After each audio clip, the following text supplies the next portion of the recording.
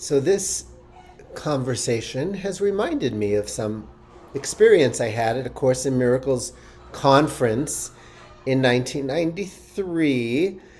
I was having a nap and I was awoken by a voice that said, "Go down to Tom Carpenter's workshop. There's something for you there." So I got really excited because at the time I hadn't really been hearing voices like that. And so I walked in, and Tom was fielding questions. Tom was one of the channels of Jesus, Tom Carpenter. And so he was fielding questions as Jesus. And so I raised my hand, and he picked on me, and I said, "I was awakened by a voice.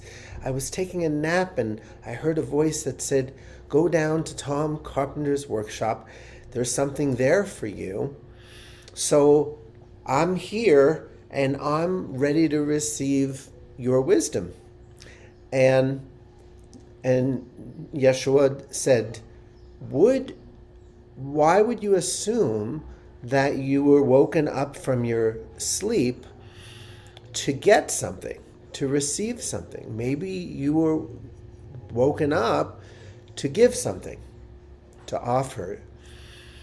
And that really swirled my head, because I had been up until that point thinking of myself as a student, a seeker, one who is finding my way back to the kingdom, to God. And because I've made the separation real. I've pretended that it was more than just a joke. So I'm very serious about finding my way back to the original innocence and oneness with God. So his reframe sent my head spinning. What if I'm not here to work out my salvation as much as I'm here to offer my love, which can take the form of a hug, or a smile, or channeling somebody a song, or whispering an angelic message. And it doesn't end the possibilities. But to go from "I'm a being who needs to be fixed" to "I am a being who's extending my gifts to bring the world my special uplift,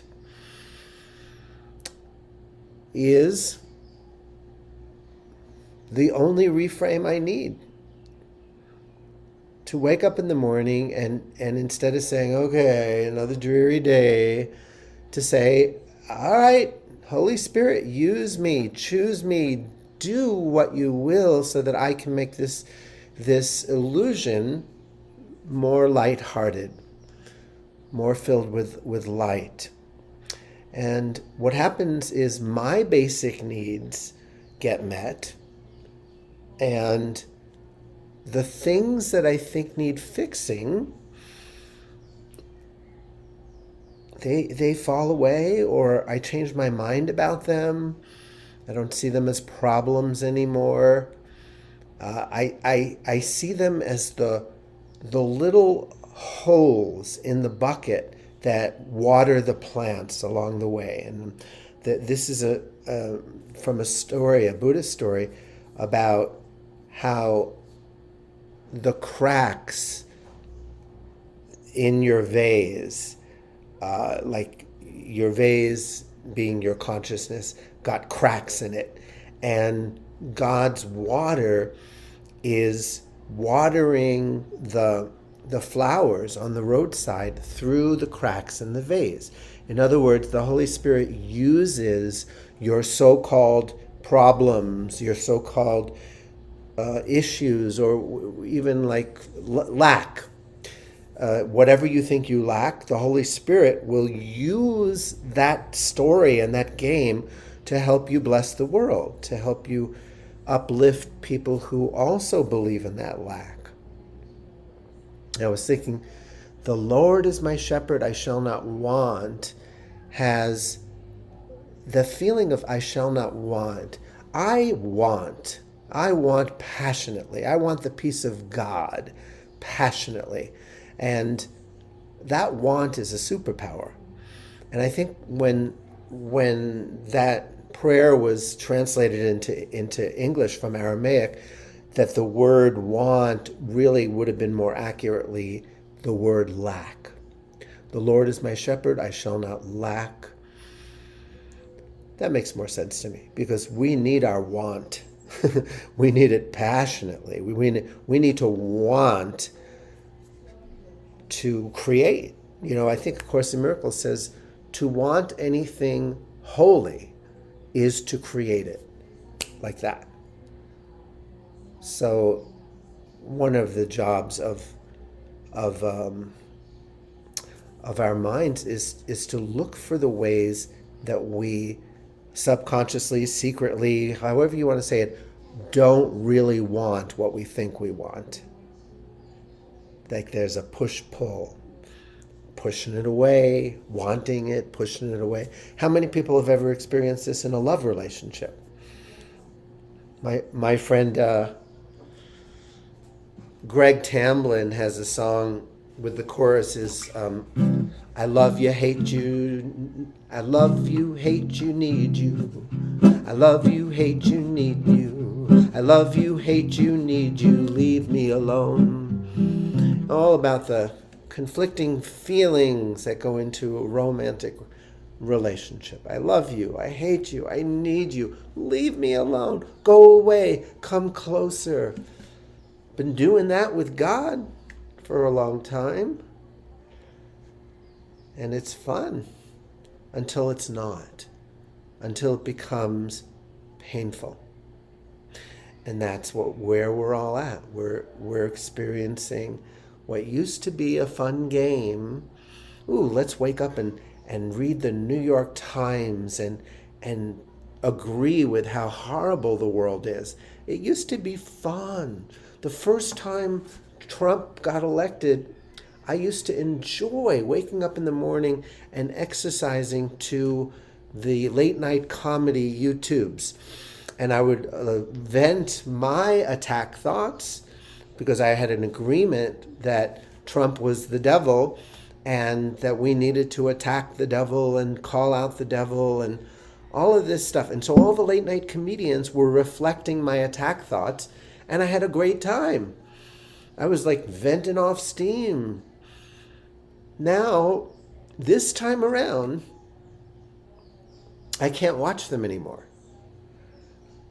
There's no joy in it for me to take a position that pits myself, that distinguishes myself, that pushes away the innocence of other people. Can't do it. That there's no valid reason in my mind to tune into that station and laugh with people who agree with me. You know, like, yeah, I'm still more liberal than conservative. I'm still in that camp, but I don't want agreement. I don't want to be right about it.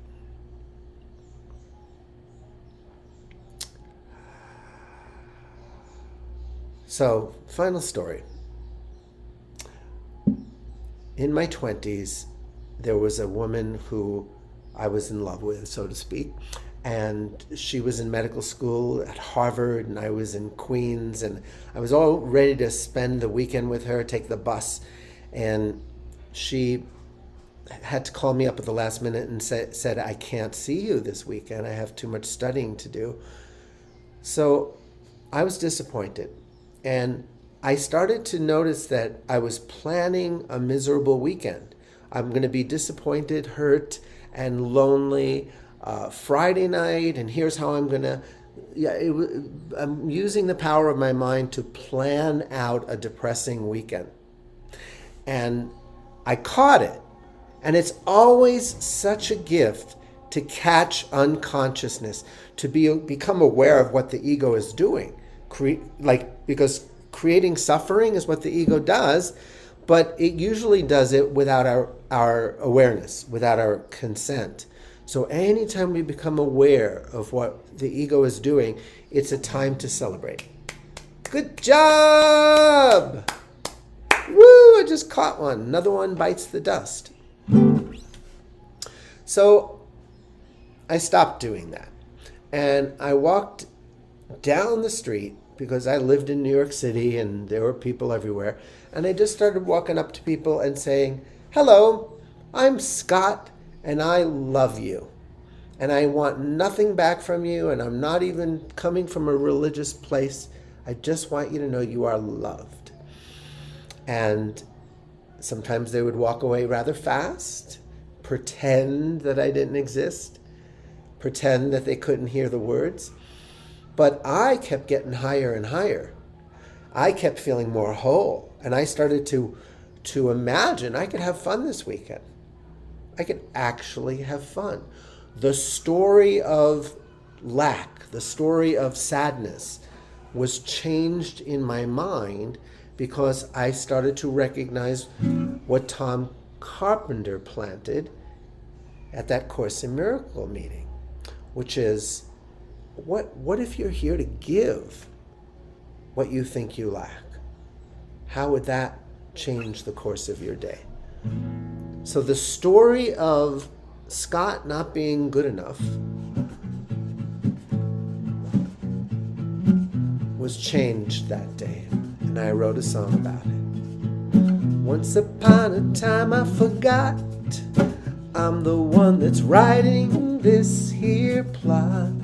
My memory got soft and I wrote myself off in a well-worn cage. Then in time I started to find I was getting bored with the same old storyline. I picked up my pen and returned once again to a fresh, clean page. I started writing, I have no allegiance to pain. I am remembering again to be my very own best friend. I remember again. One day I went off to school where I was supposed to learn the rules. There was a right way and wrong, but my heart had a song that I wanted to sing all day. I tried to go along with the crowd. I learned it wasn't cool to sing out loud. So I buried my joy like some forbidden toy till I remembered to say, hey, hey, hey, I have no allegiance to pain. I am remembering again to be my very own best friend. I remember again. I pledged my allegiance to guilt and fear somewhere along the road. But now I'm remembering why I'm here, a pledge that I made much longer ago. Once upon a time I forgot I'm the one to love and cherish Scott. I thought my solution was swift prosecution, so I put myself on trial. Then in time it started to dawn that my inner verdict might be wrong. I reopened my case to discover God's grace and walked out of court with the song I was singing. I have no allegiance to pain. I am remembering again to be my very own best friend. I remember again. Everybody sing it with me. I have no allegiance to pain. I'm remembering. I am remembering again to be my own, to be my very own best friend. I remember again to be my very own best friend. Oh, I remember again.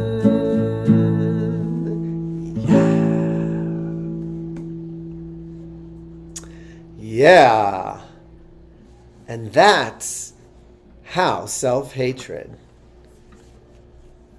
disappears, transmutes and transforms into self-love by telling a different story, from going from I lack something to I'm here to give something, to go from I'm here to fix something that's broken to I'm here to give something that's whole and awaken to my wholeness in the process of offering myself. So that, my friends, is the story.